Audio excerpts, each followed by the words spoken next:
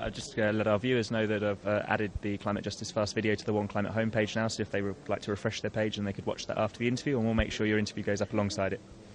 Great, and I just wanted to pick up on one thing you said about political tipping points versus scientific tipping points. Has that feeling changed at all? Do you feel after this process here, being here for the past 2 weeks, that maybe the political tipping point is coming soon enough, or are you still not optimistic enough? I'm a very optimistic person by nature, I think, and I don't know, I felt after the Poznan conference, which was a total political disaster, I felt like I could feel the political tipping point coming, because I can feel the movement.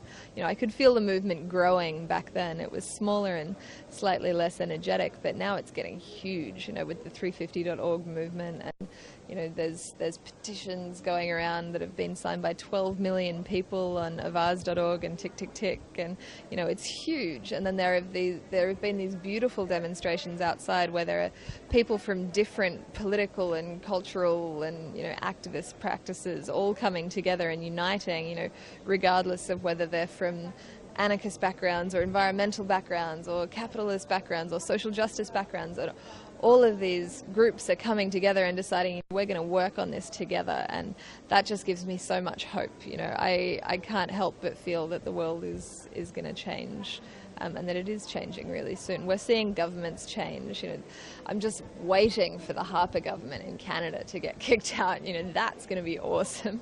Sadly, the climate politics in my own nation, Australia, has gone backwards a little bit in the last little while, but it is still a whole lot better than it was, you know, when John Howard was Prime Minister. So we're working on it, and I think we're getting there. We're making slow progress, but at some stage that wall is going to fall over, and then we'll be full speed into this sustainable age. And I can't wait for that moment, because, you know, while I love political activism, I can't wait for it to be over so that I can just start planting my, you know, permaculture garden and being a full-time circus activist teaching, you know, kids all about community art or something like that, you know.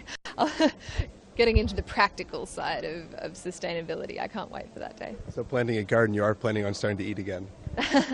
Definitely. One cannot fast forever, and there's a whole lot more work to be done in the activist movement. So I'm not in this for a suicide mission, that's for sure. What are your plans after Copenhagen? I know you have to run, but very quickly. Well, I don't fly, and I would like to go back to Australia at some stage, and I don't have any money after a year of freelance climate activism in Europe, which has been great, and I've learned a lot. It's sort of a rite of passage for Australians to come to Europe and spend a year travelling around, so I've done that now. So I've got to get a job, hopefully with, you know, some great environmental or, you know, climate campaigning organisation, social justice organisation, save up some money and then learn French, and then I plan on travelling through Africa, through Francophone Africa, to meet all of the amazing African youth climate activists that I've met at these COPs through the last couple of years, get to South Africa and then jump on a freight ship to get back to Australia. So that's my grand plan, and we'll see if that happens. I don't know. It's a good plan. Once you're coming through Senegal, look us up, because we've got some connections there, and there's some great climate activists we've run into there. And I know we've run out of time, but I just thought it might be a nice note to end it, to pass on a message from our viewer back in London, who says, thanks for doing this, and take care. Thank you for doing this for us. Thank you very much. Anna, Keenan, thanks for being with us.